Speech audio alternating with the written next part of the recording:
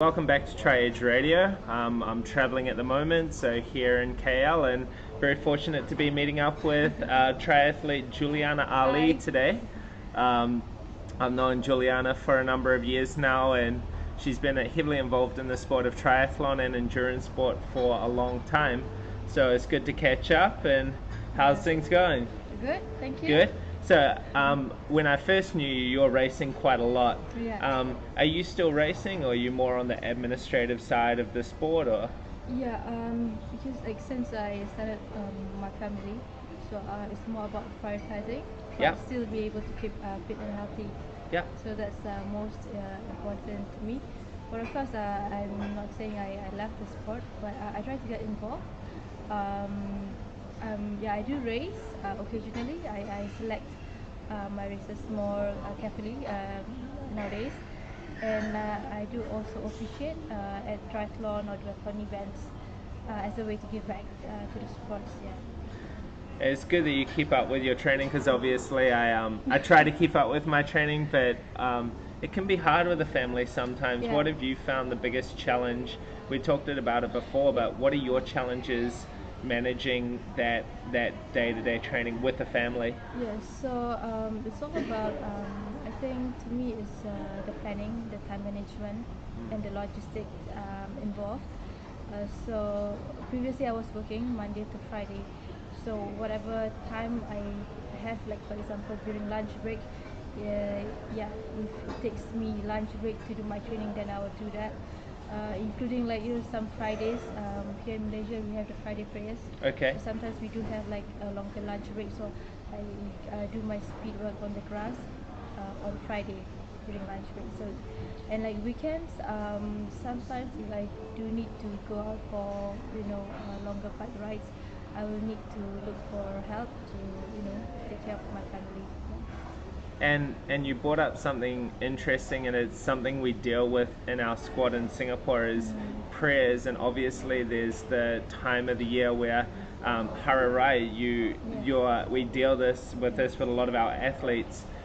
We have to adjust the training because, as I understand, you can't eat during daylight hours, no eating, no drinking. Yeah, Ramadan. Yeah, Ramadan, right. sorry, Yeah. I apologize. So how do you deal? You're much more in touch with this than me, so how do you deal with athletes that you may coach, or how do you as an athlete deal with that particular month and managing your training around that? Okay, so during fasting month, what I would do is like in the morning we will have our sahur, meaning our last say meal before we fast in the day. So I do try to squeeze in at least 1 hour of workout or training Pre before before you eat. before I eat. Yep.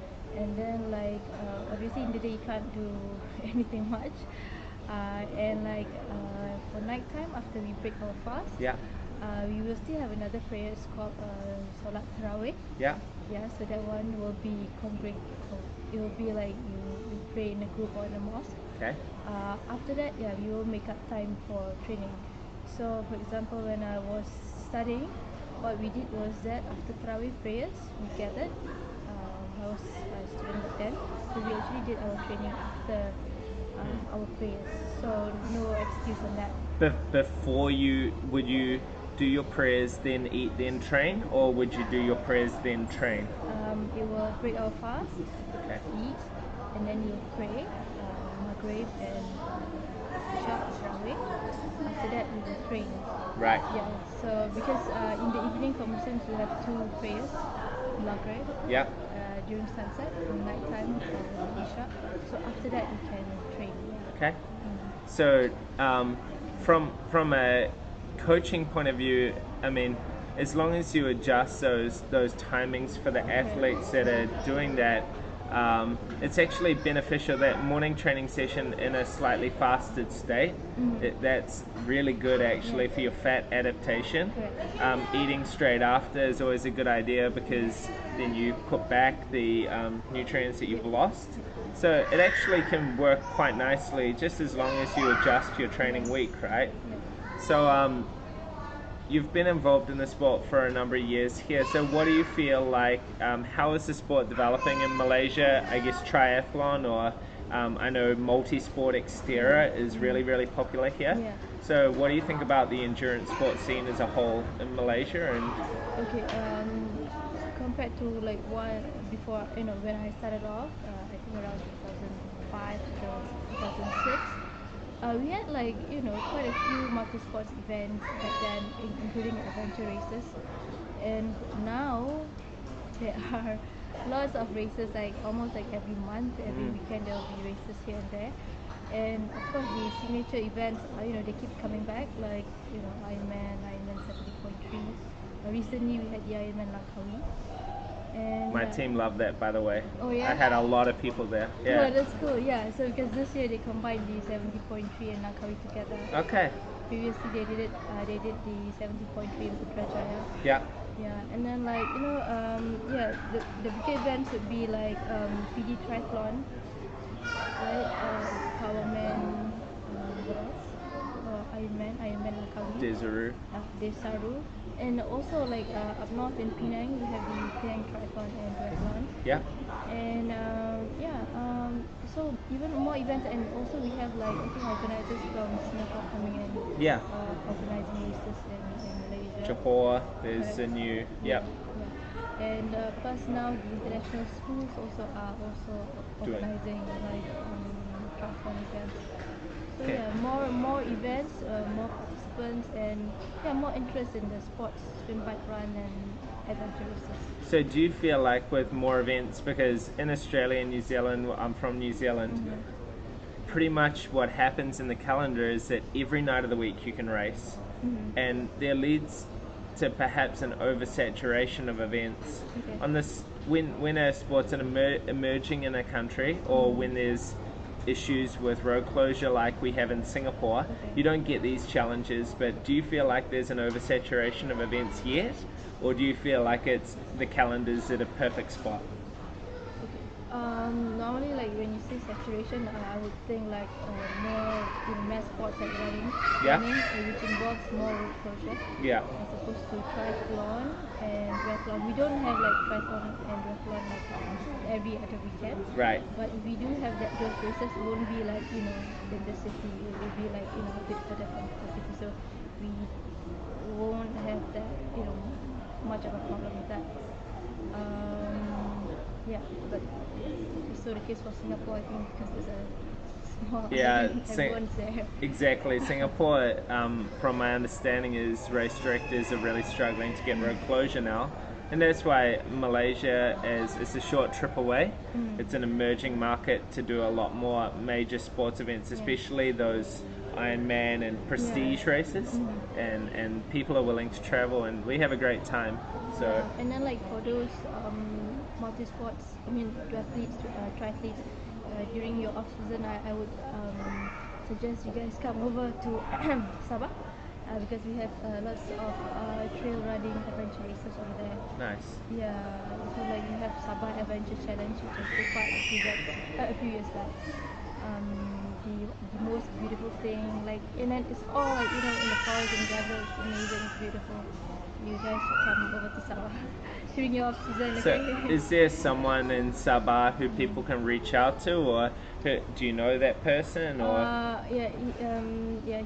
met him through SAC, Sabah Adventure Challenge. He's the race director. Okay. Aman Abda. So I think they have like a website and also Facebook. I can't What I'll remember. do, if you check the description below, I'll make sure that there's a link to their contact in Sabah. But yeah, check that out. Have a look at their website, and there's a lot of trail running, and Correct. yep, Yeah. awesome. And recently we had the KLC Games. Yep. Yeah.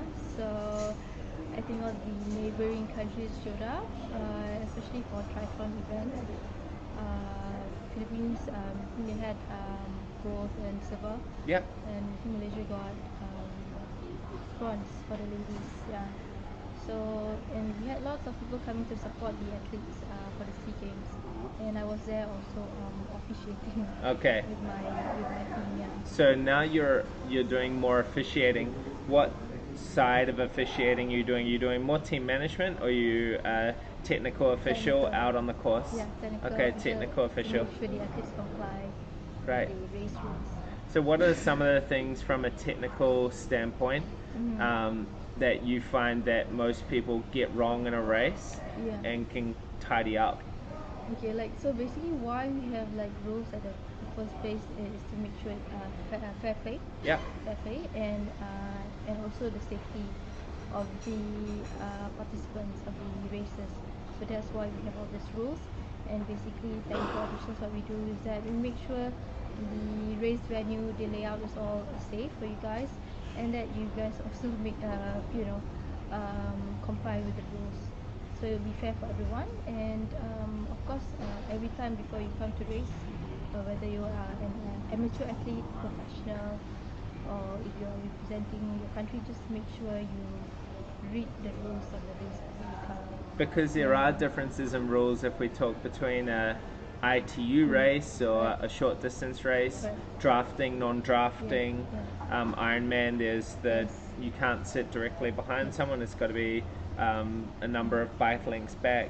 So as far as basic rules tips that you could pass on to people, what are some of the easy ones to remember that you think are easy to remember? I can think of one off the top of my head. I always tell my squad, your helmet is the first thing on and the last thing off. So when you get to transition after the swim, you put your helmet on and your helmet doesn't come off until your bike comes back. So do you have a tip maybe around dismount line, or cycling with headphones on, or? Oh yeah. Okay, so basically for mount and dismount line, for let's say mounting, you have to mount like you can't mount before the mount line, and of course the officials will be there to remind you of that. And for dismount before the line, you can't cycle in the transition area. And that happens a lot, right? That happens a lot because everyone wants to go in T1 or T2 very quickly, out of T1 into T2. Right. Yeah. And another one, like if you have like the basket on the floor in the transition area, just make sure your items are in those bucket and within your space and not interrupting your neighbor. Those are good tips. And I think it's really important, like you said before, that people just take the time to read through the rules of the race. I do that every time. Before the race. If you have questions, I think that's why a coach is always helpful. So right now, are you personally coaching any athletes, or doing more the officiating is what you're? Okay, like some athletes when they go for big races for the first time, some of them would come to me, or even some of the more seasoned athletes to ask, or some quick tips, advice. So I would just share with them, because we want them to perform their best, and of course they will come after the race with their feedback and so on, and I'm just happy to be helping that way. And it's always useful to learn from the other athletes who've been like on the field longer, on top of your coach's advice and so on. Now I know through your career you dealt with a few injuries, and some in different ways. What, in reflection, when you were racing, what do you feel were the things that you could have avoided or could have done better to either avoid those injuries, or do you just think they were unavoidable? Okay. Well, most injuries, I suppose, it's all it happens sometimes because we ignore of the first signs and symptoms. Right. So the thing is, listen to your body, and like if you think you need to stop or slow down, then do it.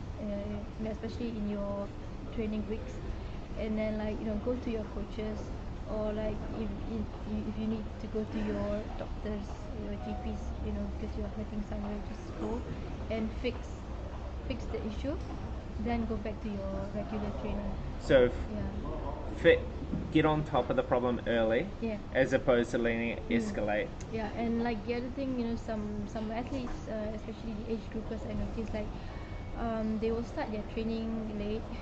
Right. Yeah, so they will the peak of their training will be nearer to race day, and then you don't have like a lot of time left to taper. So that is when injury would happen most. It's either during that or during the race when you're going all out, then something happens, and then like you should start and reflect why it happens. Yeah.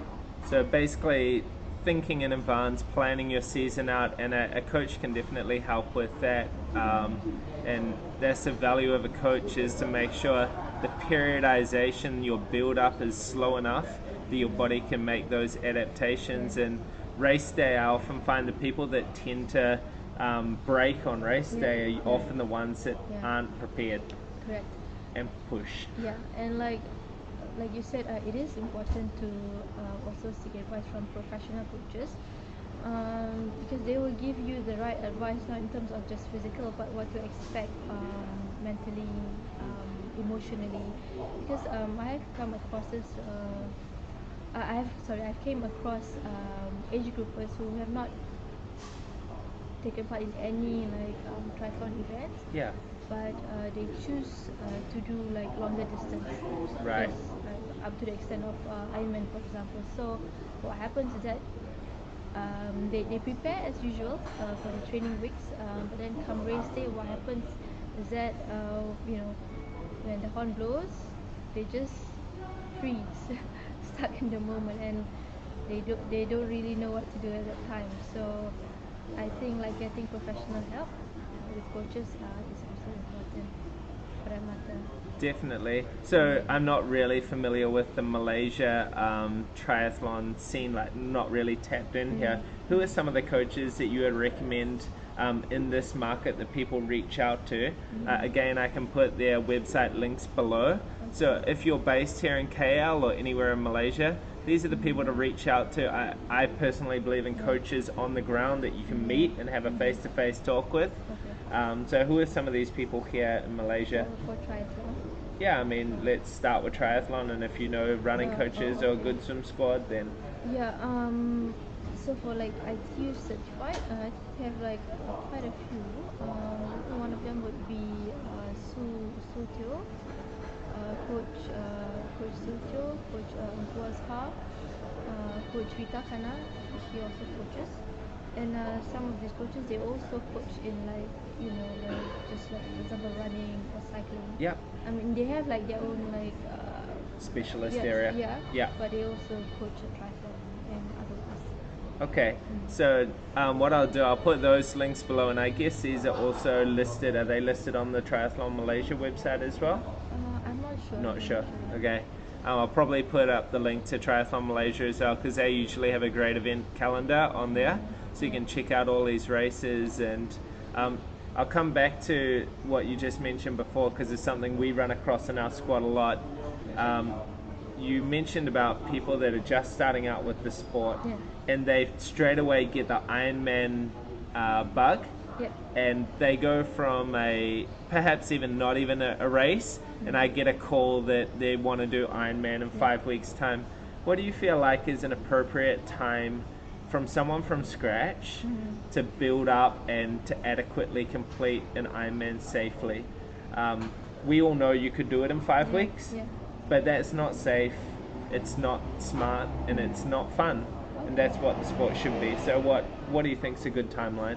Okay, I think I would start off from my own personal experience. Yeah. Okay, so my background in sports is basically running. Yeah. So that was my forte. Yeah. And then second, I think cycling, and then like my weakest would be swimming. So basically opposite of me. Okay, right. So like when I started off with multi-sports, I did my duathlon first, so swim and bike, and then progressing to triathlon, I did some training for swimming, and I did a sprint event first. Yeah. And you guys in the Malaysian tri scene, you know Uncle Chan. His races would normally have a sprint distance, so I started off with that. And I think my first one was the A Famosa triathlon in 2006, I think. I think I did 2 sprint events, and then a few OD distances. And in 2008, I did 1 Olympic distance. And then one Desaru. Yeah. That would be Half Ironman. half Ironman distance in 2008. Come February 2009, that's when I did the So a Ironman. couple of years. Yeah. So Yeah. not for me, like I think the progression from like running to that, you know, the ultimate distance you want to have in your Ironman, your triathlon career, which is Ironman, and maybe I would say give it a comfortable 1 year At least. at least for me. Yeah. So and it was progressive, meaning the distances which I took was, you know, from sprint to OD to half Ironman, and then the next year was the first race I did was Ironman. Yeah. So, you know, injury free, and then I was really comfortable on the course on that day, and yeah, I finished, you know, very happily. And that's the Yeah. way, that's, at the end of the day, the sport should be fun. It is a big achievement to go out and do these longer distance races. But I tend to agree. In fact, normally I have a 2 or 3 year plan. Have fun with the sport in year Yeah. 1, sprint and Yeah. OD. Do 2 or 3 half Ironman Yeah. and really understand what it takes. Yeah. And then Ironman in year 3, 4 and 5 Right. if you want to go that far. Yeah. But often when people do half Ironman, it's quite a big training jump between half and full. Yes. And people decide that they really love that half Ironman sweet yeah. spot Yeah. as opposed to that extra couple of Yeah, hours so they on the will bike. take time Or, with the right. half Ironman distance. Yeah. So, and I think it's also fun that people try to become faster because sometimes it's not just about doing the distance, it's about the speed of the distance. Yeah. So that's also fun when I see athletes making huge improvements over OD and half Ironman before they start that Ironman run. So anything else to go through? I mean, I really appreciate you coming and having a chat today. My pleasure. Yeah. For ladies who are working and, you know, starting off with your family, I would say just take your time with, you know, family, raising your kids and stuff, and also racing. You know, make sure you have a balance. Even for the guys also, make sure you have that work-life play balance, or work-play balance, whatever you want to call it. You know, take your time and make sure like everything you do is not about like quantity or speed and stuff, but more on like quality and satisfaction of it. You know, whether in work, with your family and stuff, and in training and racing. Yeah, it's Yeah. great advice. So personally, I have a family.